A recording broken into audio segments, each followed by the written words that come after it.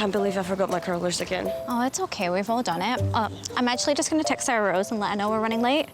Oh, hey, we're running late. Sure, whatever. Do you think she sounds annoyed? Sure, whatever. Whatever. She doesn't seem so happy. No, we'll only be 15 minutes. It's fine, full stop. She's definitely annoyed. Please don't be annoyed. Be annoyed, we're sorry? Annoyed? Have you ever been misunderstood online? The rise of the internet has dramatically changed how we communicate. From schooling to working, socializing, and networking, we have a growing need to communicate through digital channels. But because so much of face-to-face communication is nonverbal, without certain cues, miscommunication can happen very easily online. So, what do? Well, you've probably already guessed. We use emoji.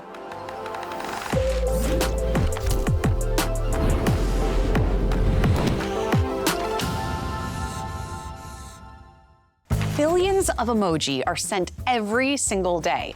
Whether we're texting, on social media, sending emails, or even using payment apps, we just can't escape them. In fact, more than 2 billion emoji are sent daily on Facebook Messenger alone. And love them or hate them, emoji have become an integral part of how we communicate in the modern era. But where did they even come from?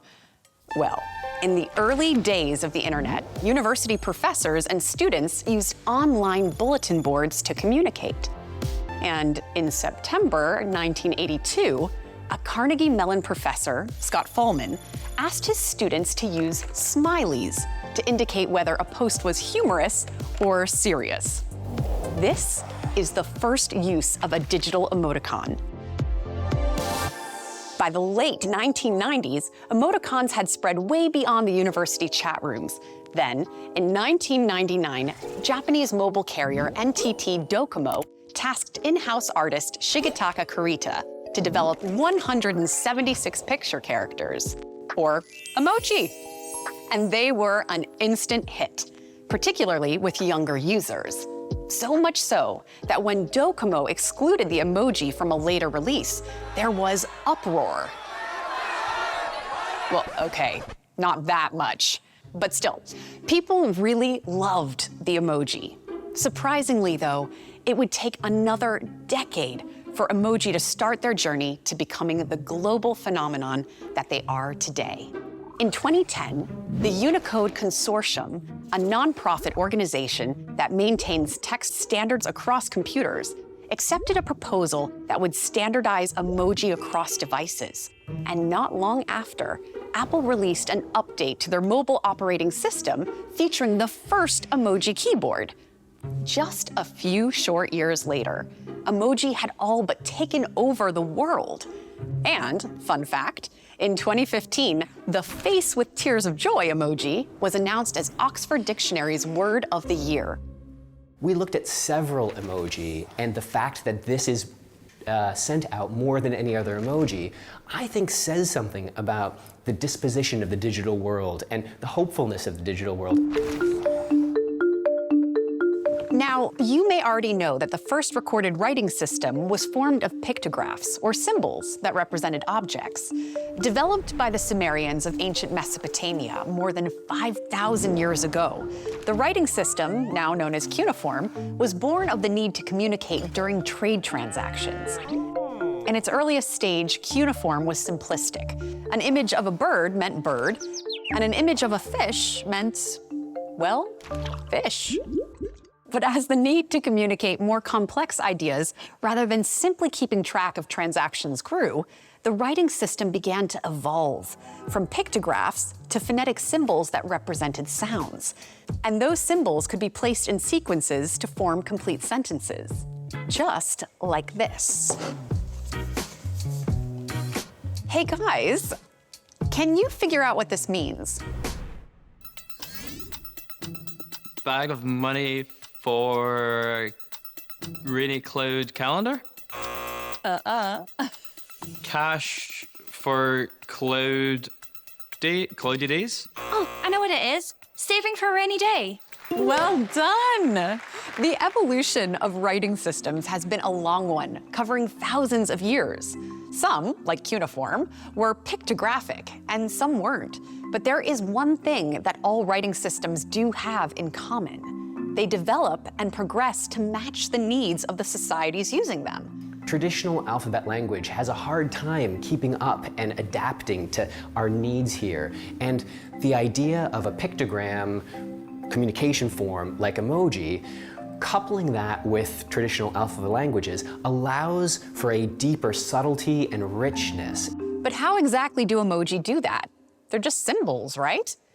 Well, it says here, emoji are actually processed by the brain as nonverbal information, which means we process them in the same way we process facial expressions. Huh. Hey, you know those smiley emoji, right? Yeah. Well, if you send the smiley emoji, it actually influences the recipient's emotions because of something called emotional contagion, where humans literally catch each other's emotions, just like you might catch a cold. That's crazy, for real? Yeah, it is. And it's actually common in face-to-face communication, where people build relationships and share empathy this way. But in recent years, it's been happening online too, especially because of emoji. What's really interesting, though, is that we're not born with the innate skill to process emoji in the same way as we process expression. It's something that has emerged in the last few decades with the rise of Emoticon and emoji. It also might surprise you to learn that using emoji can actually affect how you are perceived. A 2022 survey of US emoji users revealed that 73% of those surveyed thought people who use emoji are friendlier and cooler. 75% felt more connected to people who use emoji, and almost 70% said they liked a colleague more when they used emoji. But that isn't all. Soon, you might talk to your doctor using emoji. Seriously, studies have found that using emoji can help with doctor-patient communication, especially for children or individuals with language barriers, thanks to their standardization and global familiarity. Now, some linguists argue that all these factors are what make emoji ideographic over pictographic, meaning that, like cuneiform, they can be used to communicate complex ideas, concepts, and feelings. The heart emoji, for example, isn't typically used to depict the cardiac organ. It represents love. And this is what has prompted many to argue that emoji have evolved into a whole new language. But sometimes, these differences in how we use and interpret emoji can also present problems. Context is an important part of communication. It involves the tone of your voice, your body language, the time of day, who you're talking to, just to name a few. These physical, environmental, and social cues help when interpreting and understanding meaning. But when communicating through text alone, much of this is lost. Look at this message. You might think it comes across as rude or dismissive when actually the person who sent the message looks like this. An added heart emoji would have added some context and let you know that the sender isn't annoyed, just agreeing. Now, this might seem simple enough, but around half of US emoji users use emoji differently from their intended meaning. And there are significant variations in emoji use across cultures, age groups, and communities. In fact, in some cultures, the thumbs up emoji is seen as positive, but in others, it's considered rude.